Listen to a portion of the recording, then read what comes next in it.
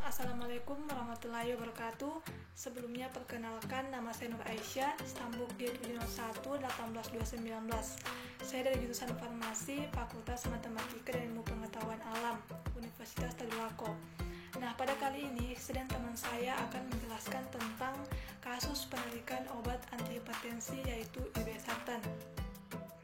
Jadi pada tanggal 18 Januari 2019, US FDA atau United States Food and Drug Administration itu mengeluarkan pernyataan lanjutan mengenai penarikan obat antihipertensi golongan angiotensin reseptor blocker sehubungan dengan ditemukannya zat N-nitrosodiethylamine pada bahan baku produksinya, di mana diproduksi di Zhejiang Huahai Pharmaceutical China.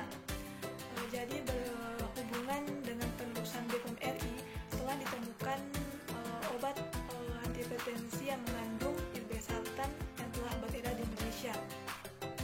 Untuk sebelum lebih jauhnya, saya akan jelaskan terlebih dahulu tentang obat irbesartan ini. Nah, jadi obat irbesartan adalah obat antihipertensi golongan angiotensin reseptor blocker yang digunakan untuk mengobati pasien dengan tekanan darah tinggi. Untuk sediaannya sendiri yaitu 150 mg dan 300 mg dalam bentuk tablet yang diberikan secara oral. Nah, untuk farmakokinetik dari obat irbesartan ini yaitu diabsorpsi dengan cepat melalui saluran gastrointestinal. Untuk distribusinya sendiri dengan volume distribusi 53-59 L dengan peningkatan protein plasma sekitar 96%. Lalu di metabolisme itu menjalani metabolisme di hati melalui isoenzim CYP2C9 menjadi metabolit yang tidak aktif. Nah, ekskresikan melalui empedu dan urin sekitar 20% dan empedunya itu 2%. Untuk waktu parunya itu kira-kira 11-15 jam. Adapun mekanisme kerja dari obat irbesartan ini yaitu memblokade reseptor AT1 sehingga menyebabkan vasodilatasi, peningkatan ekskresi NA dan cairan sehingga menurunkan hipertrofi vaskular. Nah, untuk efek samping dari obat ini yaitu hipotensi dapat terjadi pada pasien dengan kadar renin tinggi seperti hipovolemia, gagal jantung, hipertensi renovaskular, dan sirosis hepatis.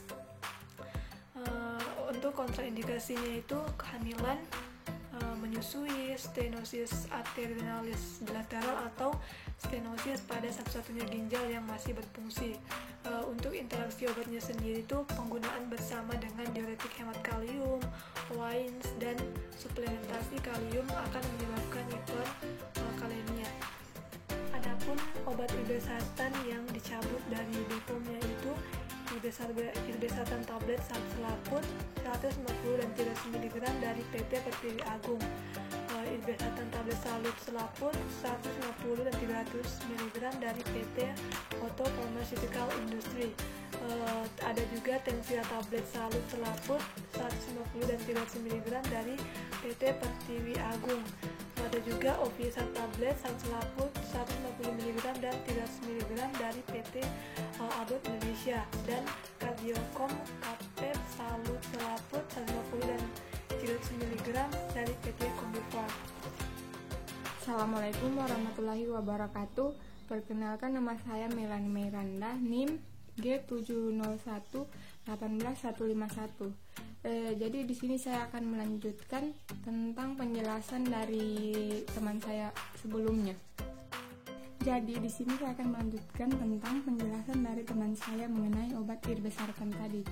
Jadi sehubung adanya informasi tentang penarikan obat antihipertensi irbesartan, jadi pada tanggal 18 Januari 2019 BPOM memandang perlu memberikan penjelasan mengenai obat irbesartan tersebut. Jadi obat irbesartan merupakan obat antihipertensi golongan obat keras atau obat yang harus diterima menggunakan resep dokter. Lalu, obat irbesartan digunakan untuk menurunkan tekanan darah baik dalam bentuk tunggal maupun dalam bentuk kombinasi dengan obat antihipertensi lainnya. Di BPOM melanjutkan informasi tentang penarikan obat antihipertensi golongan ARB atau angiotensin receptor blocker.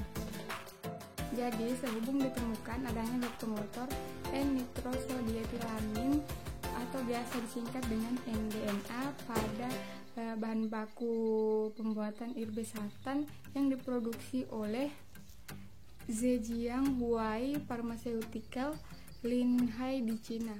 Alasan dibalik penarikan ini karena ditemukan suatu zat NDMA dan NDMA pada obat yang beredar. Berdasarkan penelusuran BPOM Republik Indonesia, salah satu zat tersebut ditemukan di produk irbesartan yang diproduksi oleh salah satu perusahaan di China. NDEA itu biasa digunakan sebagai zat adiktif pada bensin dan pelumas, antioksidan, dan stabilizer untuk bahan industri. Jika dipanaskan hingga terurai, NDEA mengeluarkan asap nitrogen oksida yang beracun. NDEA dapat mempengaruhi integritas DNA, mungkin dengan alkalis, dan digunakan dalam penelitian eksperimen. Pasien yang sudah terlanjur mengonsumsi obat tersebut dengan dosis yang lebih rendah atau untuk jangka waktu yang lebih pendek akan berisiko lebih rendah. Lalu BPOM menghimbau bagi pasien yang sudah terlanjur mengonsumsi obat antihipertensi yang berpotensi mengandung NDEA atau NDMA disarankan untuk segera berkonsultasi kepada dokter atau apoteker yang terpercaya. Paparan NDEA itu dapat terjadi melalui menelan makanan yang mengandung nitrosamin, seperti pada daging dan ikan yang diasap atau disembuhkan. Minum air yang terkontaminasi, minum minuman malt seperti bir dan whisky yang mungkin mengandung kadar nitrosamin rendah yang terbentuk selama pemroses. Jadi ruti oral merupakan jalur utama paparan terhadap manusia. Paparan berlebihan dapat menyebabkan kerusakan hati. Beberapa hal yang mungkin terjadi antara lain seperti sakit kepala, demam, mual, penyakit kuning, muntah, nyeri bagian perut, membengkakkan hati, penurunan fungsi hati, ginjal, paru-paru, serta pusing.